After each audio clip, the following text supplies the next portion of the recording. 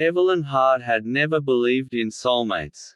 A fiercely independent woman in her late 20s, she moved to the quaint coastal town of Westridge to escape the noise of New York and the memories of a failed engagement that left her guarded and emotionally closed off. She bought a crumbling Victorian house on the edge of a cliff, not for its beauty but for its silence.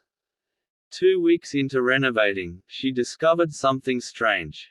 Behind the bricks of her bedroom fireplace was a hollow space. Inside it, wrapped in aged silk, were 3 letters, dated 1942, 1943, and 1945, all addressed to someone named E. The signature, L. The handwriting was elegant, passionate, desperate. Every night I hear the waves and I imagine your breath in sync with them. Evelyn, if love is a crime in war, then let me be guilty for the rest of my life. She froze. Her name was Evelyn. Pure coincidence, she thought. Still, something about the way the words were written, it wasn't just longing. It was soul-deep. And something else unnerved her. The letters didn't seem yellowed or brittle enough to be 80 years old. A few days later, Evelyn stopped by a small cafe near the harbor. The barista was new, a man with ocean-deep blue eyes and an easy smile that felt hauntingly familiar.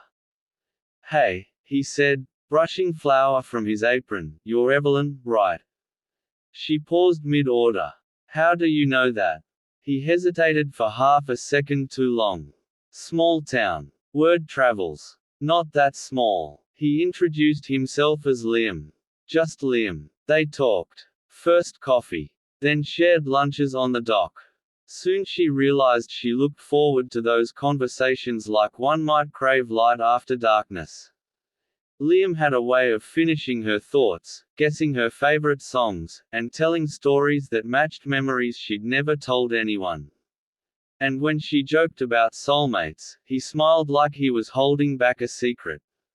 While exploring the attic of her house one stormy night, Evelyn found a sealed door hidden behind old bookcases. She pried it open and gasped. The room inside was untouched by time.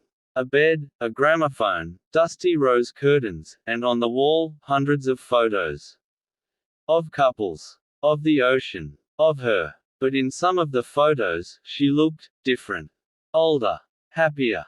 Or deeply heartbroken. In every single one, the same man stood beside her, Liam. A journal lay on the nightstand. Another cycle begins. She never remembers me fully until it's too late. But every time I find her, I try. I always try. Her hands trembled. Was this a prank? A mental break? She ran from the room, heart pounding. And there Liam stood in her doorway. "I told myself I wouldn't tell you this time," he said quietly. "But you found the journal." Liam explained everything. Or tried. He and Evelyn were soulmates bound by something he couldn't explain. A curse. A gift. A loop. Every generation, they were reborn, always finding each other, always falling in love, and always torn apart. War, illness, tragedy, fate. Always before their time. In one life, he was a soldier, she, a nurse. Another, she was a writer, he, a painter. In one, they both died in a fire, holding hands.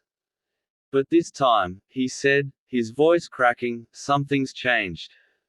I remembered everything. From the start. She didn't believe him. She couldn't. And yet, pieces of the puzzle kept clicking.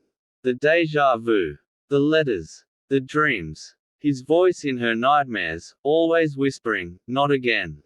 She tried to leave town. Couldn't. Every road was blocked, construction, storms, broken bridges. Something, or someone, wanted her to stay. One final letter appeared in her mailbox. No stamp. No sender. "If you leave, we both forget. If you stay, we might break the curse. But the price will be truth. All of it." She returned to the mirror room. Liam stood waiting, eyes filled with centuries of sorrow. He showed her the final memory. A pendant hidden in the fireplace with the initials, E and L, etched in a language long forgotten. As she touched it, Her memories came flooding back. Every version of him. Every goodbye. Every time she promised to find him in the next life. She fell to her knees, sobbing. This life, she had a choice.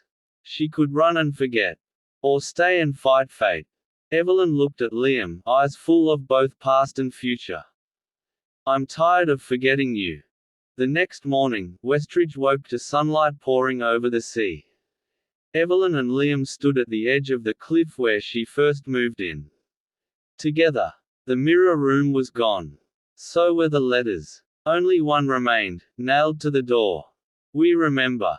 We broke the loop. For the first time, this love isn't a secret. It's forever. And this time, it was.